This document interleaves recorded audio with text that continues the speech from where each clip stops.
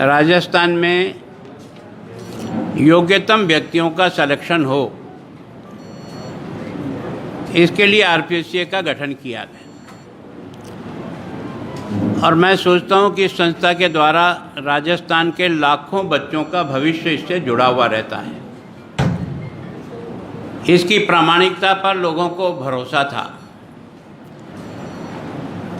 लेकिन ये अभी की जो घटना सामने आई, इसको आरपीएससी का चमत्कार कहें या आरपीएससी का भ्रष्टाचार कहें, इसका निर्णय राजस्थान की जनता और आप सब लोग जरूर करें।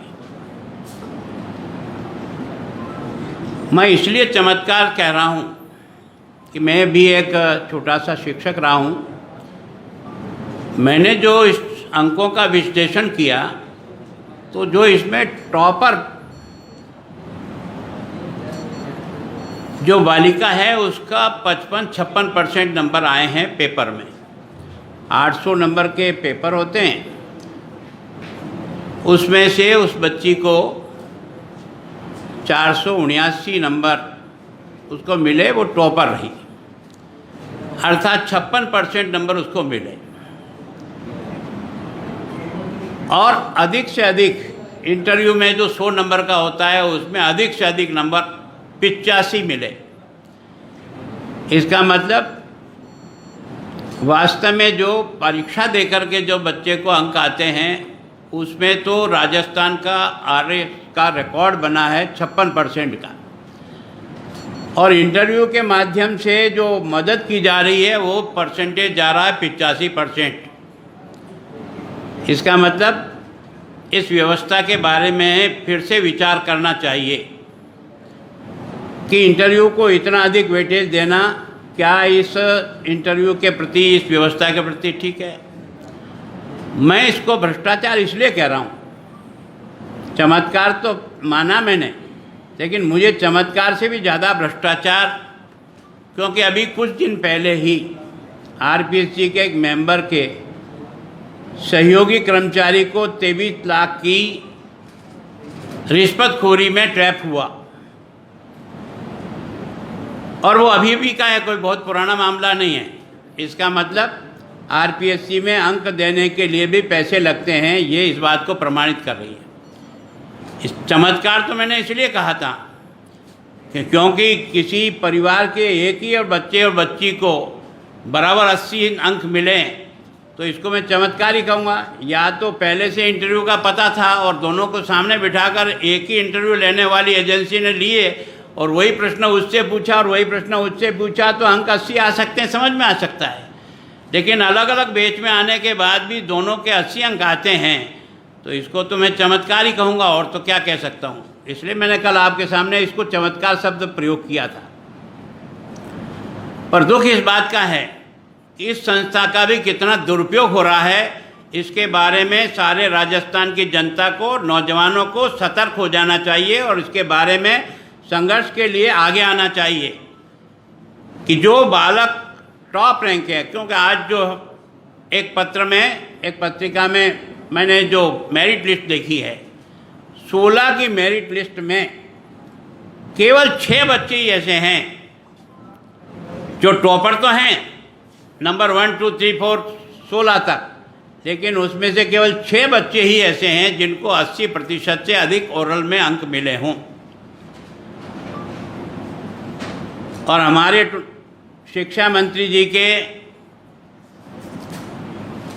ससुराल पक्ष में दोनों को 80 अंक मिले। उनके अंक कितने थे? जो टॉपर है उसका अंक था 479 और उनके परिवार के सदस्य का जो परीक्षा हुई उसमें अंक है 366। आप अंदाज लगा सकते हो, 449 और इधर आए 366, उसको भी 80 नंबर। उनके परिवार का एक गौरव है, उसको जो रिटर्न में 4 पेपर में जो उसको अंक मिले हैं, उस गौरव को मिले हैं 379।